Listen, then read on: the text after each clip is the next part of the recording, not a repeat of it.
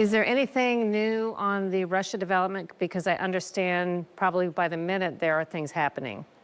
I think it's going well.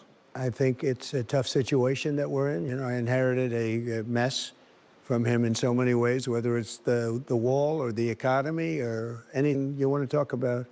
It's tough. This was a very tough one. Ukraine, Russia, should have never happened. It would have never happened, but it did. And we have to see what we can do to save a lot of lives and to stop paying billions and billions of dollars also. It's a massive amounts of money, $350 billion we've spent on that.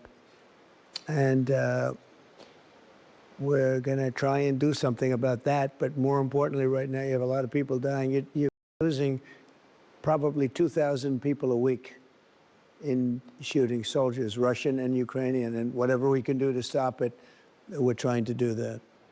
Are you speaking to Putin in the last days or hours personally? Well, I don't want to say it, but we are dealing with him, and I think it's going reasonably well. It's a very complex situation. You know, it's a bloody, terrible war, and I do think it's going well. As you know, we have a ceasefire agreement with the Iranian group, and we are trying to get that with Russia too. And I think thus far it's gone okay. We'll know a little bit more on Monday, and that'll be hopefully good. I'm not understating the complexity of all this, but as a candidate, you said you would have this war settled in 24 hours. Well, I was being a little bit sarcastic when I said that. I would. What I really mean is I'd like to get it settled, and I think I'll be successful. What's the plan if Putin doesn't agree to a ceasefire? Bad news for this world because so many people are dying. But I think he's going to agree. I really do. I think I know him pretty well, and I think he's going to agree. It's been a tumultuous week with confusion over tariffs, with the financial markets.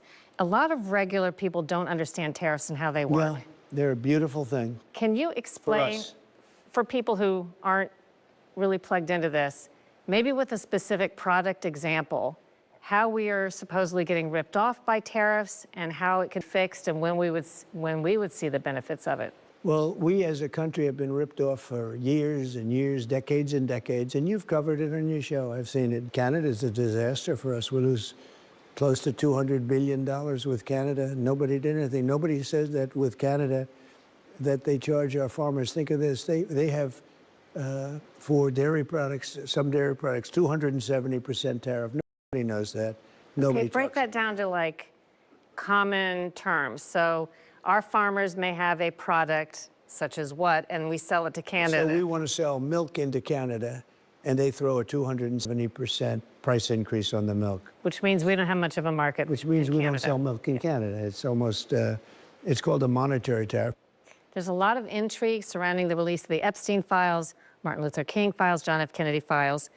Some current and former FBI agents are saying, some of them telling me, that they feel the FBI establishment came out ahead in the standoff sort of with the New York FBI field office over releasing the records and your Attorney General Pam Bondi demanding them but not getting all that she wanted.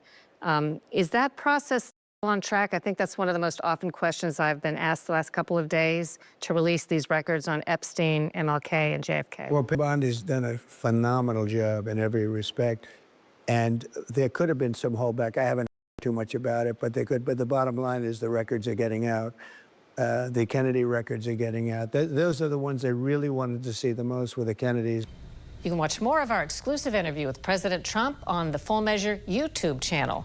For Full Measure, I'm Sharyl Attkisson. Thank you, Sharyl. And you can catch Full Measure every Monday at 12:35 a.m. Thank you for watching. Make sure you subscribe to our YouTube channel and watch more videos from News Channel 20.